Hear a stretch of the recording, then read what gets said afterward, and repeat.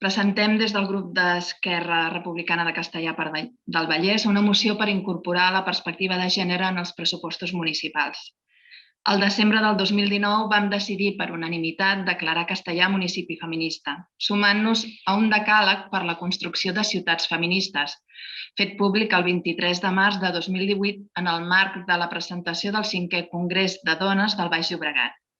Amb aquesta acció acceptàvem el compromís d'implementar progressivament les mesures que s'hi proposen al corresponent decàleg i també el compromís de dedicar els recursos necessaris per fer efectives les polítiques feministes i d'equitat. A dia d'avui no tenim notícia de com s'està implementant aquest decàleg a nivell local. Ara començarem a donar forma als pressupostos municipals per al 2022 i a definir en què invertirem els recursos que rebem.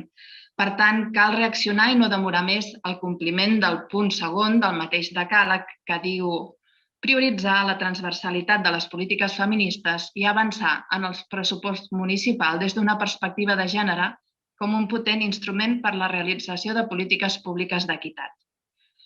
La perspectiva de gènere és l'aplicació d'una determinada visió per analitzar un àmbit tenint en compte les diferències de gènere existents a la societat. Només detectant allò que no s'està fent bé podem millorar i només veient on invertim els recursos i estudiant si s'apliquen justament podríem eliminar desigualtats. Encara que pugui semblar que els pressupostos són neutrals en termes de gènere perquè solen respondre a xifres i elements quantitatius, la provisió de béns i serveis té impactes diferents en la població, entre d'altres coses per qüestió de gènere. Per aquest motiu, és de vital importància detectar les desigualtats actuals per a tractar-les i posar-les fi. Per tant, ara és el moment d'analitzar i revisar la despesa i el procés pressupostari des d'una perspectiva de gènere, detingudament, per tal que el disseny dels pressupostos afavoreixi l'equitat, cobreixi de manera eficient les diferents necessitats de les persones, homes i dones, a qui va adreçat, amb l'objectiu que les diferències no esdevinguin desigualtats socials. Per aquest motiu, el grup municipal d'Esquerra de Castellar del Vallès proposem l'adopció dels següents acords.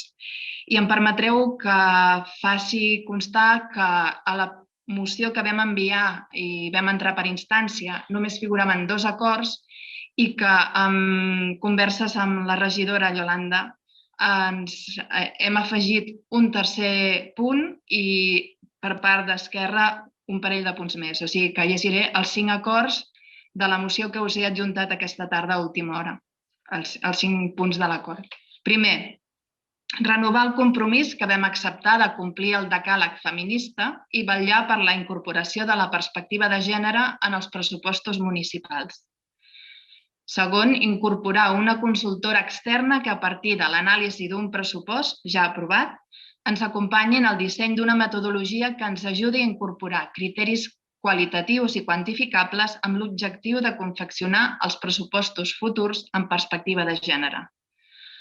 Tercer, sol·licitar a l'Institut Català de la Dona assessorament sobre els criteris a tenir en compte per incorporar la perspectiva de gènere als pressupostos municipals. Quart, consultar a la Diputació de Barcelona sobre atorgament de subvencions destinades a incorporar la perspectiva de gènere a les diferents àrees de l'Ajuntament. I cinquè, iniciar tan aviat com sigui possible i dins l'actual mandat el procés de transversalització de gènere a les diferents àrees i regidories de l'Ajuntament de Castellar del Vallès, incloent la formació en transversalització de la política i perspectiva de gènere per als regidors i regidores tant de l'equip de govern com de l'oposició. Moltes gràcies.